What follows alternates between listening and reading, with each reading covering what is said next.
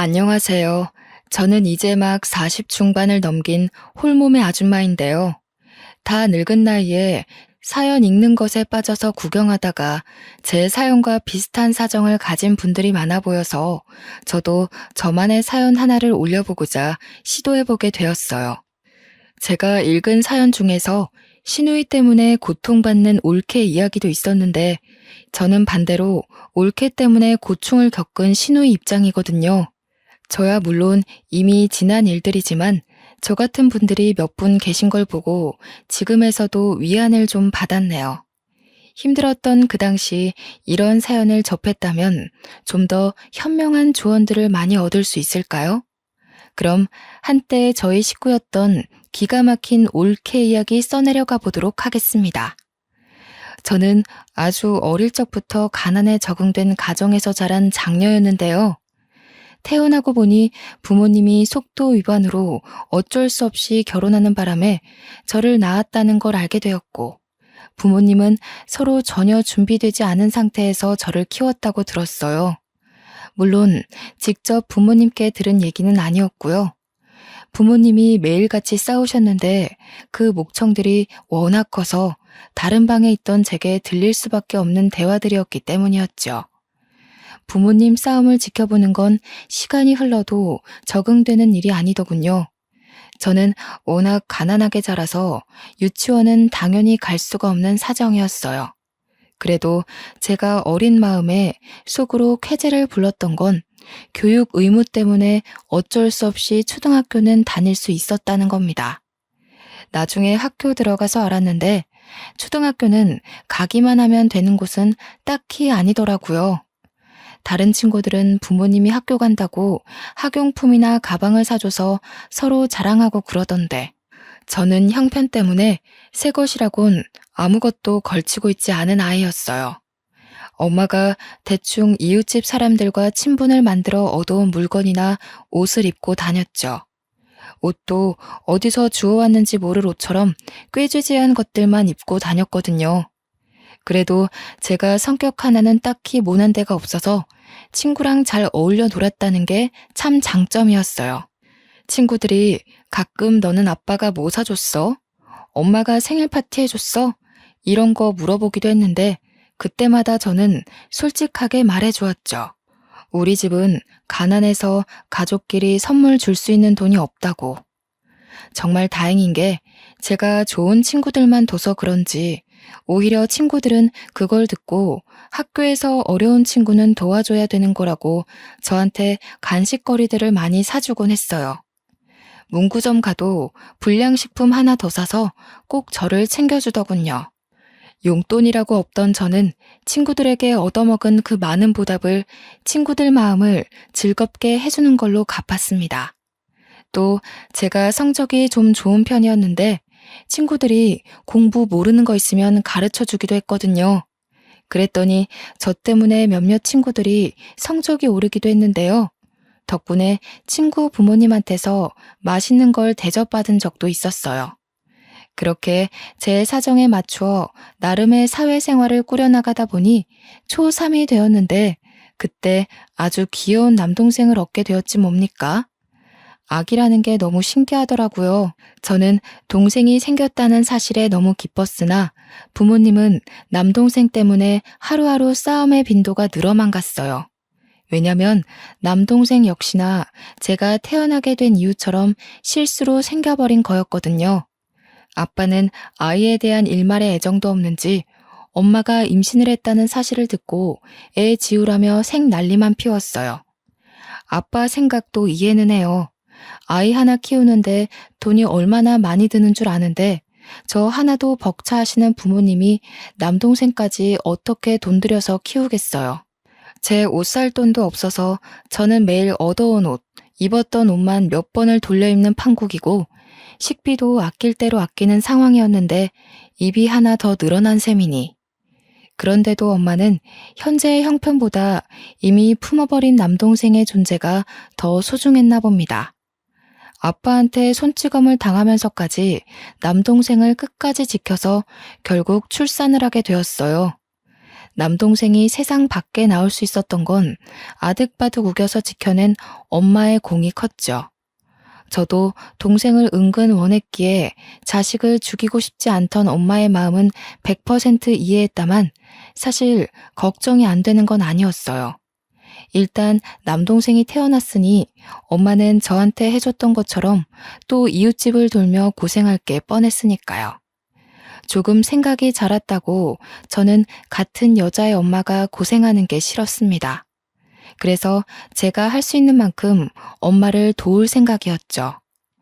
초등학교 가서 많이 사귀어 놓은 친구들한테 혹시 못 입거나 안 쓰는 물건 있으면 나한테 줄 수 있냐고 해서 얻어냈어요.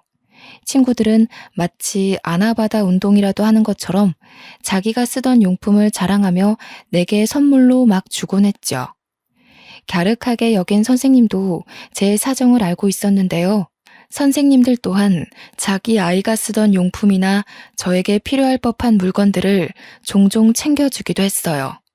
그렇게 살림용품들을 얻어올 때마다 엄마에게 차곡차곡 갖다 바쳤습니다. 엄마는 제가 아기 때 이후로 처음 저를 안아주며 칭찬했어요.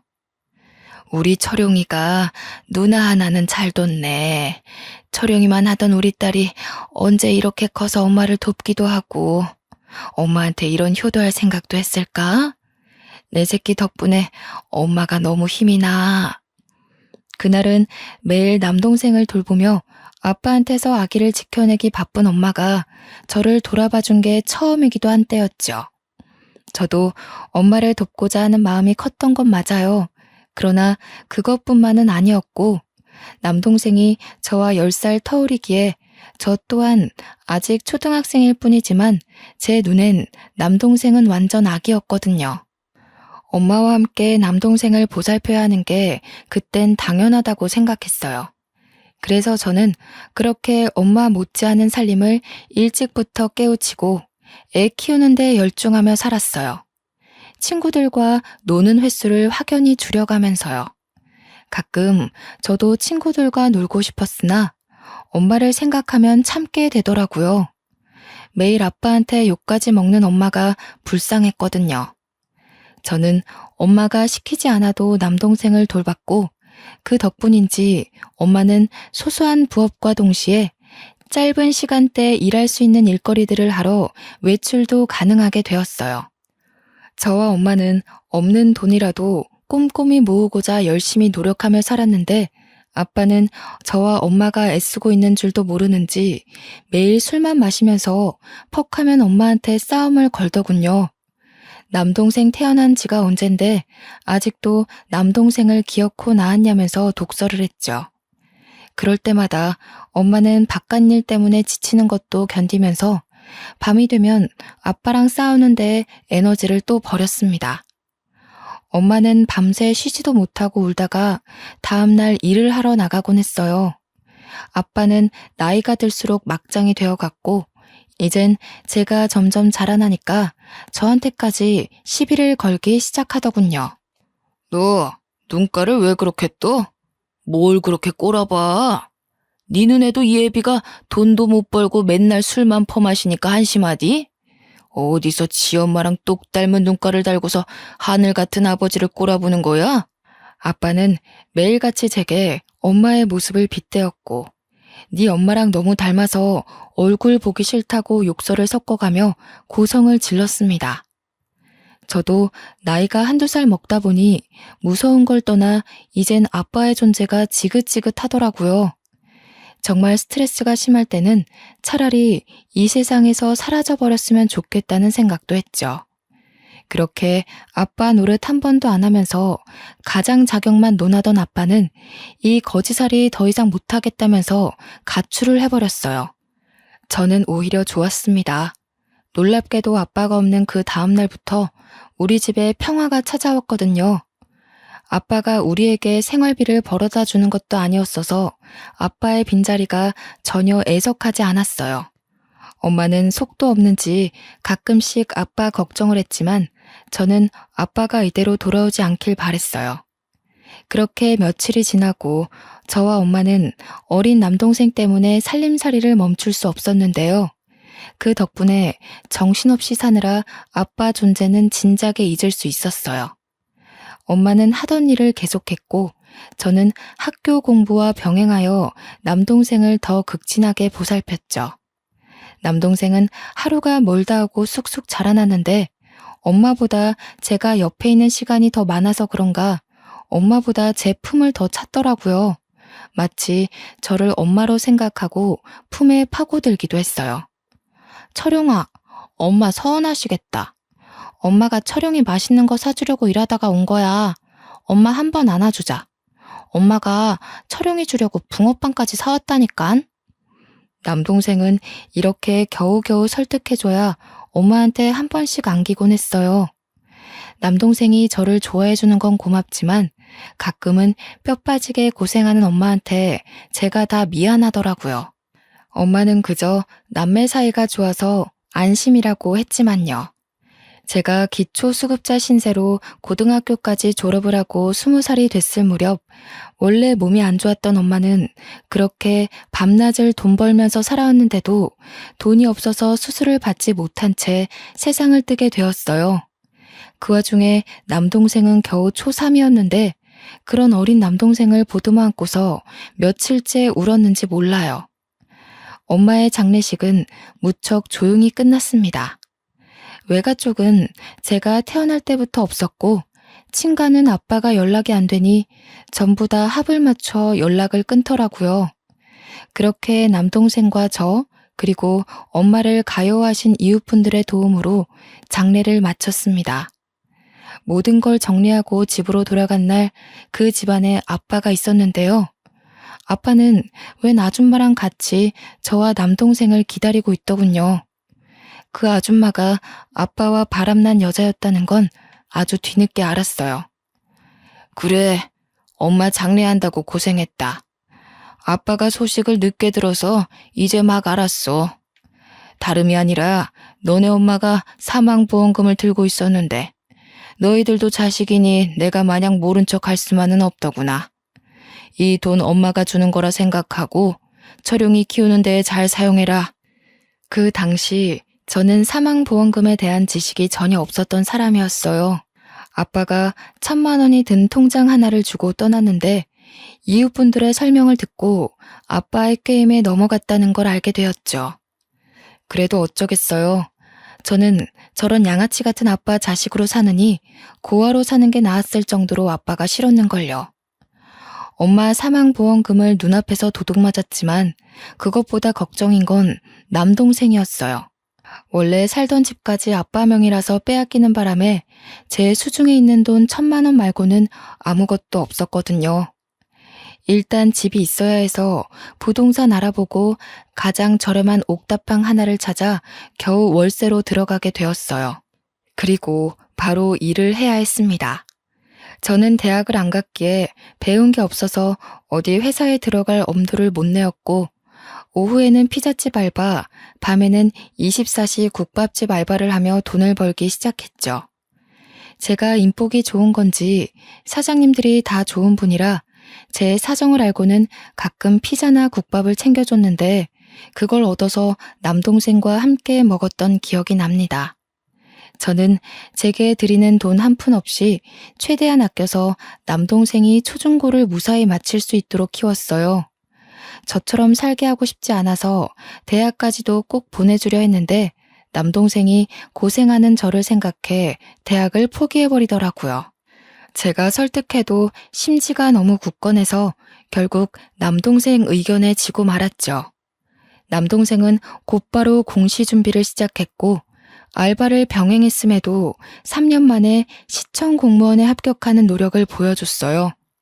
덕분에 남동생이 벌어오는 급여가 우리 삶에 큰 도움이 되었고 저와 남동생은 벌어오는 돈을 함께 모아서 몇 년 후 작은 아파트로 이사 갈 수 있게 되었습니다. 누나, 나 때문에 어린 나이부터 진짜 많이 고생했어. 나 어렸지만 다 알고 있었어. 누나가 누나 삶 포기하면서까지 나한테 부모님이 되어줬다는 거. 그래서 이젠 내가 누나한테 효도하고 싶어. 누나가 뒷바라지 해준 거 보답하고 싶어서 이 집 명의는 누나 걸로 했어. 이 아파트 같이 돈 모아 샀다지만 솔직히 남동생 지분이 80%였습니다. 남동생이 산 거나 마찬가지인 거죠. 저야말로 그냥 받기 미안해서 왜 그랬냐고 했는데 제게 앞으로 힘만 돼주겠다는 남동생의 확고한 욕심에 저는 이 큰 보답을 받을 수밖에 없었어요. 기어다니면 제 품만 찾던 남동생이 언제 이렇게 커서 누나를 생각하는 어른이 되었는지 그날 너무 감격해서 한참 동생 품에서 울었답니다. 남동생이 30대 중반을 넘겼을 무렵 저한테 소개해주기 위해 결혼할 여자를 우리 집으로 데려왔는데요. 그 여자가 바로 추후에 올케가 될 사람이었죠. 올케 아빠가 제 남동생과 같이 시청에서 근무 중인 상사인데 제 남동생을 워낙 좋게 봐서 사위 삼고 싶다고 소개해줬다더라고요. 이제 막 대학을 졸업한 올케는 남동생과 나이 차이가 꽤 났어요. 올케는 말수가 적은 편인지 한참 어른인 제 앞에서 말을 잘 못하더군요. 남동생이 대신 올케의 생각을 전달하는 식의 대화를 주로 나누는 게 좀 의아했어요. 그래도 저는 남동생이 행복하게 지낼 수만 있으면 됐기에 남동생이 좋다고 하면 무조건 허락해줄 생각이었습니다. 둘은 잘 돼서 결혼까지 하게 되었고 올케 집에서 우리 동네 근처로 신혼집을 마련해준 덕에 남동생은 작은 혼수만 준비해서 신혼집에 들어갔어요. 올케는 아직 취업도 하지 않은 채로 결혼을 하긴 했지만 그때 말하길 남동생처럼 공시를 준비 중이라고 했어요.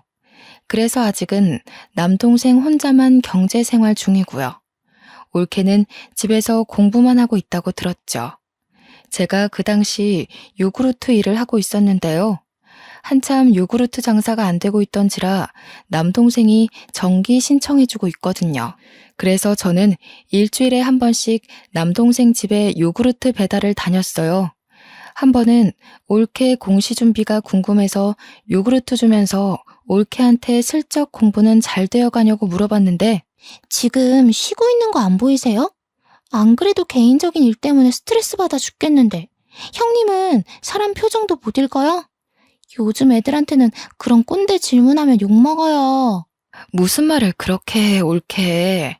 나는 그냥 올케가 학교 졸업하고 공시 준비하느라 힘들까봐 걱정돼서 공부 때문에 힘들면 살림도 어려우니까 내가 반찬이라도 좀 보내주려고 그랬지.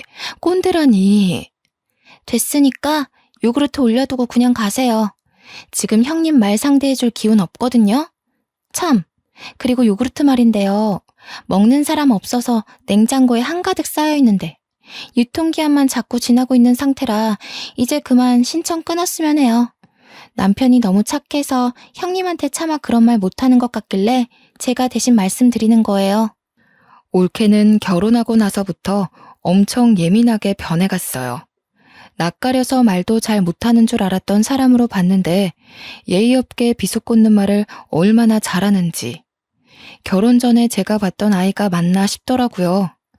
그렇다고 별 수 있나요? 아무래도 공부 때문에 스트레스가 많은가 보구나 하고 대충 사과한 뒤 집을 나왔죠. 결혼 전후가 너무 천지 차이라 저는 아직 올케의 변한 모습이 익숙하지 않았거든요. 올케가 못된 것이 아니라 공시 준비 때문에 스트레스가 극심한 거다라고 생각하는 게 더 편했습니다. 한날은 제가 요구르트 배달하다가 아파트 주차장에서 교통사고를 당했는데 큰 사고는 아니었고 종아리뼈에 금이 가서 다리 한쪽을 깁스하게 된 정도였어요. 목발 신세가 되었어도 일상에는 그리 문제되진 않았지만 단지 경제 활동을 중단해야 해서 생활비가 걱정이었죠. 그런데 미안하고 고맙게도 남동생이 당연하게 생활비를 보태주겠다고 하는 겁니다. 남동생이 제가 일 다시 시작할 수 있을 때까지만 도와주겠다고 해서 계속 거절할 수도 없고 염치 없지만 알겠다고 했어요. 저도 도움이 필요한 상황이었기에 남동생 제안을 완강하게 거절하지 못하겠더라고요. 그 옆에는 올케가 함께 있었는데요. 올케는 아픈 저를 두고도 못마땅한 표정을 짓고 앉아선 말도 안 하고 자리만 축내다가 돌아갔어요. 언제부턴가 느낀 거지만 올케가 남동생이 제게 돈을 쓰는 걸 싫어하는 티를 내기 시작하는 거 있죠. 요구르트 신청도 어찌 보면 남동생이 저한테 돈 드리는 거나 마찬가지잖아요. 그 얼마 안 되는 걸 굳이 끄는 것도 설마 돈 때문인가 싶은 생각이 점점 들게 만들더군요. 교묘하게 남동생 몰래 제 눈에만 그 예의 없는 모습을 드러내는 것 같은데 제 착각이라고 하기엔 갈수록 올케 말들이 대놓고 독해지는 걸 느꼈어요. 저번에 보내주신 장아찌 반찬 있잖아요. 배달 과정에서 쏟아졌는지 집안까지 냄새가 엄청 번져서 냄새 빼는 데만 일주일이 걸렸어요. 먹지도 못하고 다 버렸잖아요. 남편도 냄새 난다고 치우라더라고요. 버렸다고? 아니, 조금 쏟아져도 먹을 수는 있어. 원래 국물 없이도 먹는 장아찌야. 철용이가 그걸 얼마나 좋아하는데 그 아까운 걸 버리면 어떡하니? 차라리 나한테 바로 말하지 그랬어. 남편이 싫어했다니까요. 철용 오빠 저랑 살면서 형님이랑 지내던 생활 방식과는 많이 달라졌어요. 당연히 입맛도 그렇고요. 아무튼 그런 냄새 나는 음식은 앞으로 자제해주세요. 얼마나 버르장머리가 없던지. 하다못해 올케는 이제 남동생이 일주일에 한 번 제 집에 오는 것도 불만을 표하기 시작했는데요. 남동생이 평일에는 근무가 바쁘다 보니 유일하게 주말에 쉬는데 자꾸 제 집에 와야 하니까 임신 준비도 잘 안 되는 판이라며 남동생이 잠깐 자리를 비웠을 때 저한테 칭얼거리더군요. 어이가 없었죠. 물론 남동생이 제 다친 몸 때문에 바쁜 중에도 자주 저를 살피러 오는 게 미안하긴 했다만 이걸 남동생도 아니고 올케한테 지적받을 일은 아니라고 보거든요. 올케한테 오기 싫으면 올케는 안 와도 괜찮다고 공시 공부하는데 방해돼서 그러는 것 같은데 공부 때문이니 이해해주겠다고 했더니 글쎄 주말에 남편 없이 혼자 밥 먹는 거 싫다면서 남편이랑 오붓한 시간 보낼 날이 없다고 제 탓만 하대요. 결국 저는 내 몸 내가 알아서 챙길 수 있으니 남동생에게 그만 와도 괜찮다고 했어요. 그걸 올케도 옆에서 같이 들었고요. 올케가 굉장히 만족해 하더군요. 얼마나 기가 차던지. 물론 그럼에도 남동생은 다친 저를 지극정성으로 들여다봤어요. 가끔씩 따라오는 올케 표정이 똥 씹은 얼굴이었는데 보기 싫어 죽겠더군요. 그러던 어느 평일날이었어요. 평일에는 발길 전혀 없던 올케가 남동생 없이 혼자 제 집에 찾아온 겁니다. 연락을 한 것도 아니고 다짜고짜 찾아와서는 집안을 느릿느릿 둘러보면서 용건을 말하더군요. 이번 주말은 오빠랑 저 못 올 것 같아서 미리 말씀드리러 왔어요. 오빠가 저보고 형님 집 다니느라 고생 많다면서 이번 주말은 둘만의 여행을 떠나자네요. 그 말하려고 연락도 없이 찾아온 거니? 그런 건 전화로 해도 됐을 텐데. 굳이 오기 귀찮은 걸음까지 하면서 온 진짜 이유가 뭔데?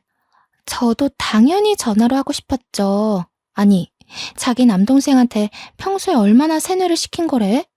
남편이 형님한테 꼼짝 못하고 사는 게 말이 안 돼서 말이죠. 보통 남매 사이가 이렇진 않거든요. 남편이란 사람이 한 입을 덮고 사는 아내 말보다 형님 말에 더 충성하는 게 너무 화가 나잖아요. 물론 이해 못하는 건 아니에요. 남편 말로는 형님이 엄마처럼 남편을 다 키웠다고 하던데. 근데 말이에요. 그래서 이 아파트 선물로 받은 거 아닌가요? 그걸로 모자라. 지금 병원비도 남편이 내주고 있고 용돈도 주는 거면 솔직히 너무 양심 없다고 생각하는데요. 아무리 남동생이라 해도 이젠 가정에 있는 남자잖아요. 올케는 저를 대놓고 비꼬면서 빙빙 돌려 독설을 하는데 결국 요점은 지금 제가 받고 있는 용돈마저 알아서 끊으라는 얘기로 들렸어요. 더는 올케와 대화하고 싶지 않았고 올케와 단 둘이 한 공간에 있는 게 스트레스로 다가와서 빨리 보내고 싶었어요. 그래서 결국 또 올케가 원하는 대로 알겠다고 해버렸네요. 남동생한테 전화해서 용돈 주지 말라고 하겠다고 그걸 원하냐고 하니 올케는 목적을 달성했는지 저보고 몸조리 잘하라고 하며 빠르게 집에서 나가더라고요. 저는 올케가 나가고 한참이나 거실 소파에 앉아서 분노로 쿵쾅거리는 심장을 다독였죠. 그렇게 시간이 흐르고 저는 깁스를 풀고 건강을 회복하여 다시 요구르트 일을 하게 되었어요. 요구르트 업체에 정말 참하고 착한 아가씨가 있는데 저를 제 엄마처럼 잘 챙겨줬거든요. 그 인정이 좋아서 요구르트 일에 더 애정이 있었던 것 같네요. 한날은 요구르트 배달을 하며 다니다가 아파트 근처에서 올케를 보게 되었는데 순간 올케가 아닌 줄 알았습니다. 올케가 웬 모르는 남자와 함께 차 앞에서 담배를 피고 있는 거 아니겠습니까? 여태 올케를 여러 번 봐왔지만 올케가 흡연자라는 사실을 전혀 몰랐거든요. 남동생이 말해준 적도 없었어요. 생경한 올케 모습에 너무 놀라서 요구르트 전동차를 갓길에 세우고 올케에게 뛰어갔습니다. 제가 다가오는 줄 몰랐던 올케는 계속 외간 남자랑 대화 중이었는데 듣다 보니까 제 남동생 흉을 보며 히히덕거리고 있는 거 아니겠어요? 심지어 제 용돈을 끊어서 자기한테 돌렸는지 그 돈을 자랑하며 이번에 뭘 샀다, 다음에 뭘 사네 마네 하면서 명품 얘기를 하고 있더군요. 올케 꼴을 보니 올케 몸에 치장된 것도 온통 비싸 보이는 것들 투성이었어요. 그 모습을 보는데 또 심장이 두근거리기 시작하는 겁니다. 올케, 여기서 뭐 하는 거야? 이 사람은 또 누구고? 그리고 올케 담배도 폈어? 여태 그런 말 없었잖아. 철용이도 이 사실 알아? 아니, 공시 공부하고 있어야 할 사람이 지금 밖에서 뭐 하고 있는 거야? 저는 그저 남동생 생각에 바로 그 자리에서 올케에게 모든 걸 캐물어야만 했습니다. 올케 모습은 더 이상 제가 용납하기엔 적정선을 넘었으니까요. 그러나 저와 달리 올케는 당황하지도 않더군요. 오히려 남동생한테 일러 바칠 거냐며 뻔뻔하게 나오는데 그런 와중에도 건방지게 담배를 계속 피대요. 그래도 엄연히 제가 훨씬 어른이고 시댁 사람인데 어떻게 이럴 수가 있나 싶었어요. 잘 생각해봐요, 형님. 이혼하면 철용 오빠가 더 손해예요. 모르죠? 우리 남편이 저한테 얼마나 푹 빠져있는지. 제 일 끼어들 시간에 형님 앞날이나 걱정하셔야 할걸요? 철용 오빠가 언제까지 형님 뒤를 봐줄 것 같아요? 형님 나이 들면 늙고 병들어서 들어가는 돈이 많을 텐데 그것도 나중에 다 우리 남편한테 해달라고 할 생각이에요? 아마 더는 그렇게 안 될걸요? 그 전에 이미 철용 오빠는 제 말에 끔뻑 죽는 아내 껌딱지가 돼 있을 테니깐. 공시 준비 포기할 거라고 했더니 남편이 그러더라고요. 자기가 더 열심히 벌면 되니까 쉬엄쉬엄 지내라고. 이게 무슨 뜻이겠어요? 이미 저를 어화둥둥하기 시작했다는 거 아니겠어요? 그러면서 저보고 거짓골로 남동생한테 버림받고 싶은 거 아니면 요구르트에서 번 돈 쓰지 말고 차곡차곡 저금이나 하라면서 제 속을 뒤집어 놓는 겁니다. 그러고는 옆에서 같이 낄낄대던 외간 남자랑 차를 타고 떠나버렸죠. 기가 막혔지만 너무 손발이 떨리고 눈물이 나서 올케를 붙잡지 못했습니다. 어느 날 올케가 간만에 친구들을 만나 술을 많이 마셔서 못 일어난다고 남동생 혼자 집에 방문한 적이 있었는데요. 그때 남동생이 말하길 유명 연예인이 현재 우리 아파트를 매매하면서 이 아파트 집값이 전체적으로 폭등했다는 거 아니겠습니까? 뉴스에 방송될 정도였다는데 저는 뉴스를 잘 안 보기도 했고 부동산 쪽은 무지하여 무슨 말인지 단번에 알아듣지 못했어요. 신이 나서 얘기하는 남동생 말에도 실감 못하고 있었는데 남동생이 X로 얘기해주는 걸 듣고 그때서야 깜짝 놀랐지 뭡니까. 이 옛날 아파트가 올케 집값보다 4배로 뛰었다고 하는데 입이 안 다물어지더군요. 올케 집값이 대단할 정도로 비싼 집은 아니었다만 그래도 4배면 로또 1등보다 더한 값어치였거든요. 누나가 너무 착하게 고생만 하고 살아와서 하늘이 상을 주시나 보다. 누나 공기 좋은 주택 살고 싶어 했잖아. 이 아파트 팔고 좋은 주택 구해서 쉬엄쉬엄 할 수 있는 일을 찾아보자. 혹시 새로 배우고 싶은 건 없어? 참, 누나 학교 다닐 때 공부 잘했지. 아이고, 새로 배우기는 이제 머리가 굳어서 그런 건 안 돼. 그냥 TV 보니까 밭 가꿔서 농작물 팔고 하는 거 재밌어 보이더라고. 그런 것도 할 수 있을까? 당연하지. 하고도 남지. 이거 다 누나 돈이니까 누나 하고 싶은 데에다 써. 나는 계속 벌면 되는데 이제 누나는 나이도 있고 더 이상 몸 힘든 일은 그만하는 게 좋아. 아파트 지분은 동생이 훨씬 많은데 이 큰 돈을 저보고 다 가지라는 말에 이건 진짜 아니다 싶었습니다. 저는 극구 사양하며 똑같이 반씩 나누자고 했어요. 그랬더니 남동생이 너무 완강하게 주장을 굳히면서 혹시라도 자기가 망하면 누나가 걷어주면 되지 않겠냐고 장난스럽게 대꾸하기만 하는 겁니다. 하는 수 없이 남동생이 시키는 대로 하겠지만 이 많은 돈을 언제 다 쓴단 말인가요? 당연히 남은 돈 묵혔다가 훗날 남동생이 도움을 필요할 때 주기로 몰래 마음먹고 상황을 넘겼죠. 그날 저와 남동생은 갑자기 맞은 돈벼락에 신이 나서 같이 저녁까지 먹었는데요. 일부러 올케는 부르지 않았어요. 뒤늦게 뉴스를 통해 모든 사실을 알게 된 올케는 남동생한테서 확실히 확인한 뒤 또 평일날 무례하게 찾아왔습니다. 아무래도 제게 떨어진 돈벼락에 질투가 났나 보지요. 남동생 몰래 찾아온 올케는 더 이상 제게 눈꼽만큼의 예의도 차릴 생각이 없는지 다짜고짜 목적부터 쏘아붙이기 시작하더군요. 요구르트 끊게 해, 용돈 뺏어가. 하다못해 결혼하기 전 제가 받은 이 아파트까지 뺏어가려는 심산이 보이자 저는 도무지 올케의 행실을 봐줄 수가 없었어요. 올케가 무슨 자격으로 이 아파트를 내놓으라 말아야. 이 아파트 철용이가 올케랑 결혼하기 전에 나한테 선물로 준 집이야. 달라고 해도 철용이가 달라고 해야지 왜 올케가 와서 이러는 건데? 제가 철용 오빠 와이프니까요. 제 남편 돈이 들어간 아파트이고 지분만 따져도 당연히 제 남편 거 아닌가요? 전 우리 남편의 1순위 가족이에요. 결혼하는 순간 형님이 아닌 제가 남편한테 우선순위라고요. 그러니까 제 돈 들어간 거나 마찬가지고 저한테도 권리 있죠. 철용이 돈이 80% 들어가긴 했다만 나도 돈 보태서 같이 마련한 집이야. 올케가 이래라 저래라 할 자격은 없다고 보는데? 그 20% 떼서 돌려줄게요. 그리고 솔직히 코딱지만큼 보탠 돈 때문에 내 집이라고 우기는 건 양아치 심보 아닌가요? 남동생을 아들처럼 키웠다면서요. 지금 아들 돈 욕심내는 걸로밖에 안 보이는데요. 뭐라고? 올케, 내가 여태 참았는데 말하는 꼬락서니가 왜 이렇게 못됐어? 철용이는 네가 이런 아이인 거 아니? 모르니까 저한테 간도 빼줄 것처럼 헌신하고 살겠죠. 철용 오빠는 제가 그저 귀엽고 예뻐 죽겠나 봐요. 해달라는 거 다 해주고 어리광 부려도 다 받아주고.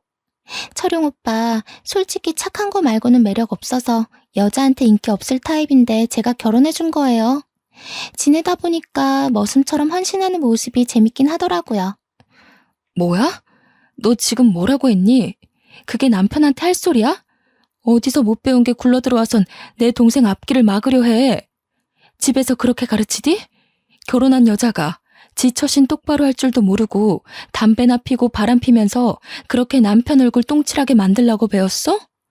올케야말로 지금 내 동생 돈 욕심 내는 거 아니야? 돈도 안 버는 게 집에서 거머리처럼 늘어져가지고 그저 내 동생이 돈 주면 엉뚱한 짓만 하고 어디서 이런 여우 같은 기집애가 내 동생 인생에 끼어들어선. 저는요, 저를 모욕하는 건 참아 넘겨도 제 남동생을 욕되게 하는 건 절대 참을 수가 없어요. 저와 엄마가 얼마나 애지중지하며 키운 귀한 아들내미인데요. 한참 어린 것이 배운 것도 없고 어른 공경도 못할 거면 적어도 지 남편 등쳐먹는 짓은 하지 말아야 되잖아요. 저는 들끓는 분노를 더는 못 참고 올케한테 퍼부어 버렸습니다. 우리는 처음으로 대판 다투게 된 거죠. 제가 말로 조금 덤볐더니 글쎄 이 어린 것이 더 건방지게 나오는 거 아닙니까? 올케가 인정사정 없이 제 뺨을 치는데 올케의 덩치가 저보다 커서 저는 그 힘에 밀려 넘어지고 말았어요. 웃기네. 꼴의 어른이라고 대우해주려 했더니 다 늙은 아줌마가 주제도 모르고. 내 남편 앞길 막고 있는 사람이 누군데? 남동생 돈 빨아먹는 기생충이 어디다 대고 여우라는 거야 지금? 그때 뭐 하는 짓이냐고 소리치며 들어온 사람이 있었는데 다름 아닌 남동생이었습니다. 주택 알아본다고 며칠 저와 연락을 자주 했는데 마침 부동산에서 오늘 시간 된다는 말에 반차를 쓰고 기쁜 마음으로 저를 찾아온 거였더라고요.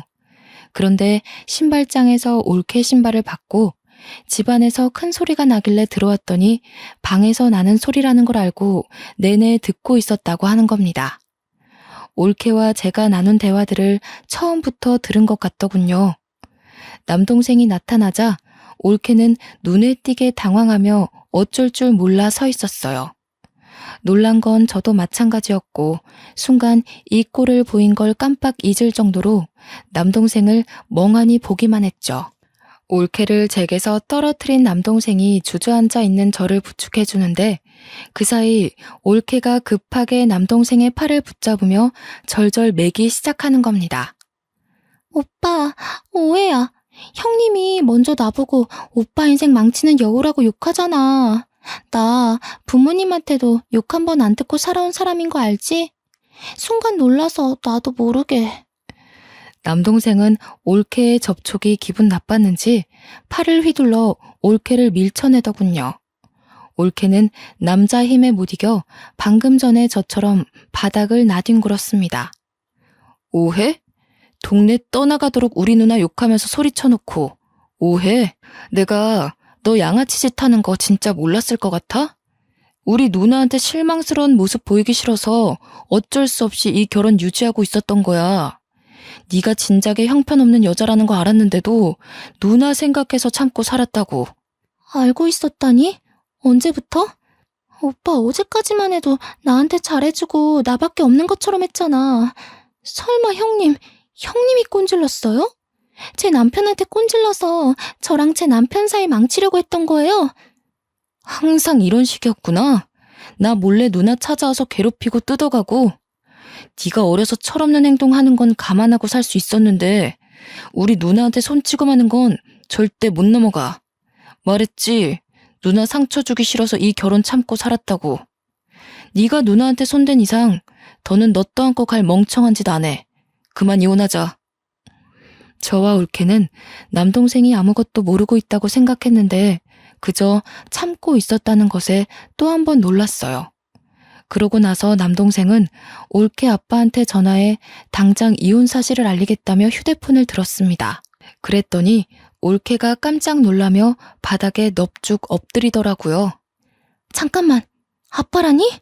아빠한테는 안 돼. 그럼 나 진짜 죽어. 오빠, 내가 잘못했어. 그러지 마. 이혼하면 나 집에서 쫓겨날지도 몰라. 제발 오빠, 나 좀 살려줘. 다시 이런 일 없도록 할게. 형님한테도 다 사과할게. 올케가 남동생을 붙잡고 사정하며 빌기 시작하는데 너무 비굴해서 보고만 있는데도 제가 다 수치스럽더군요. 듣자 하니 사돈 어른은 엄청 바람직한 사람인데 결혼하기 전에 한번 올케의 양아치짓 해결해서 넘어가 준 적이 있었다고 하네요. 대신 한 번 더 망나니 짓 하면 호적에서 판다고 했다는데 그 말이 허풍은 아닌가 봅니다. 울고 불고 하는 올케가 체면까지 구기면서 바닥을 기는 것 보면요. 남동생은 올케 집안 사정을 이미 잘 알고 있더라고요. 그래서 일부러 사돈 어른을 언급하며 협박했던 거라대요. 그럼 이혼 서류 도장 찍겠다고 약속해. 잠자코 이혼 진행하면 나도 장인어른께 성격 차이 때문에 이혼한다고 둘러댈 테니까. 이혼은 진짜 안 돼. 솔직히 형님한테 손찌검한 건 잘못했지만 나 틀린 말 한 건 아니야. 이 집 오빠 지분이 훨씬 많다고 했잖아. 나도 오빠 아내로서 이 집에 논할 자격 있는 거 아니야? 그래서 형님이랑 대화하려고 찾아온 거였다고. 형님이 먼저 감정적으로만 안 나왔어도 손 나가는 일은... 오빠, 다시 생각해봐. 우리 좋았잖아. 오빠 나 많이 좋아했잖아. 옆에서 듣는데 올케가 진짜 못 배워먹은 게 맞나 봐요. 이혼 얘기가 오가는 상황에 아직도 아파트 가지고 물고 늘어지고 싶을까요? 저 머리로 대학은 어찌 나왔는지 모르겠네요. 빡친 남동생은 결국 바로 올케 아빠한테 전화해버렸어요. 자신의 멍청한 판단력 때문에 올케는 아빠한테 불려갔고요. 그렇게 남동생 부부는 이혼을 하게 되었습니다. 올케가 이혼을 인정하지 않아서 일이 복잡해질 거라 생각했는데 다행히 올케 아빠가 우리 남매를 찾아와 사과하더라고요. 딸 정신머리를 고쳤다고 생각했는데 역시 사람은 고쳐 쓰는 거 아닌가 보다면서 자기 딸 때문에 남동생 인생 어지럽혀서 미안하다고 진심으로 용서를 구하시는데 저와 남동생은 그 진정성에 바로 받아줄 수밖에 없었죠. 장인어른의 올바른 판단 덕분에 남동생은 무난하게 합의 이혼으로 갈 수 있었습니다. 올케는 호적에 파인 건 아니지만 반성하라는 의미로 정신 차릴 때까지 방문 잠그고 외출도 못하게 막고 있다는 소식을 들었네요. 이혼이 있고 며칠 후 저와 남동생은 아파트를 정리하고 주택 좋은 데를 구해서 이사를 했답니다. 그 주택이 남동생 직장과는 차로 50분이나 걸리는 거리였지만 남동생이 저와 함께 있고 싶다고 해서 같이 지내게 되었어요. 남동생은 결혼에 진절머리가 난 상태라 일에만 열중하며 외롭게 살고 있는데요. 그런데 그 모습이 저는 좀 마음에 걸리더라고요. 문득 남동생 결혼이 저 때문에 실패한 것 같아서 미안하기도 했고요. 그래서 한날은 조심스럽게 맞선을 주선했어요. 제가 요구르트를 다닐 때 업체에서 되게 저를 잘 챙겨주던 아가씨가 있었다고 했잖아요. 그 아가씨가 가끔씩 제게 안부도 물어주는데 너무 고운 아이라서 남동생과 잘 어울릴 것 같았거든요. 남동생에게 한번 만나보라고 했더니 남동생이 당분간 여자 만나기 싫다고 거절했지만 저의 간곡한 부탁 때문에 하는 수 없이 아가씨와 만남을 가져주더군요. 다행히도 아가씨는 남동생의 사정을 너그럽게 이해해 주었대요. 그 이후 둘은 생각 외로 진전이 좋은 것 같더라고요. 얼마 뒤 진지한 만남을 시작했다면서 남동생이 말해주는데 제 안목만 믿어야겠다면서 그 아가씨가 너무 마음에 든다고 하는 겁니다. 남동생이 다시 웃음을 찾은 것 같아서 제가 얼마나 안심이 됐는지 몰라요. 이런저런 우여곡절 끝에 저는 겨우 마음의 휴식이 찾아왔고 남동생이 주위 괜찮은 땅을 알아봐줘서 지금은 그토록 해보고 싶던 텃밭을 가꾸고 있어요. 키우고 싶은 씨앗을 사서 아이들이 자라기만을 정성껏 보살펴주는 중인데 꽤 적성에 맞더라고요. 아직 실력이 없어서 팔지는 못하지만 공부 좀 해가지고 건강하게 키워서 나중엔 판매도 해볼까 고려 중이랍니다. 저는 개인적으로 이 행복한 전원 생활을 누리기까지 너무 험난한 길을 걸어왔다고 생각했는데요. 좀 더 나이 들고 여유만 가득한 시기에 다시 과거를 돌아보니 가난한 가정에서 태어난 것 치곤 제가 꽤 성공한 삶을 살고 있더라고요. 남동생 말대로 고생한 저를 위해 하늘에서 보상을 준 게 맞는 걸까요? 가끔은 제가 이렇게 두 다리 뻗고 속 편하게 지내도 되나 싶기도 해요. 그럴 때마다 남동생이랑 예비 옳게 될 아이가 저에게 충분히 그럴 자격이 있다고 다독여 주거든요. 여기서 더 걱정하는 것도 미련한 짓이겠죠? 이제 아무 생각 않고 남은 생 제대로 즐겨보렵니다. 지금까지 제 사연이 공감되는 분들 좀 계셨을지 모르겠네요. 살면서 이런 불운한 일 좀 안 겪고 쉬이 흘러가면 좋을 텐데 그럴 수 있는 것도 운명이고 다 운인가 봅니다. 그래도 시기가 언제든 행운 없이 마치는 인생은 없는 듯해요. 사연들만 보아도 대부분 무사히 해결되고 저처럼 잘 지내고 있는 분들 많던걸요. 그러니까 우리 모두 내일이라도 당장 마주할지 모를 행운을 꼭 포기하지 말고 나쁜 유혹에 흔들리지 말고 그렇게 으쌰으쌰 힘내면서 살아가도록 합시다. 친구들한테 속풀이하는 것 같아서 사연 쓰는 내내 즐거웠네요. 읽어주셔서 고맙습니다.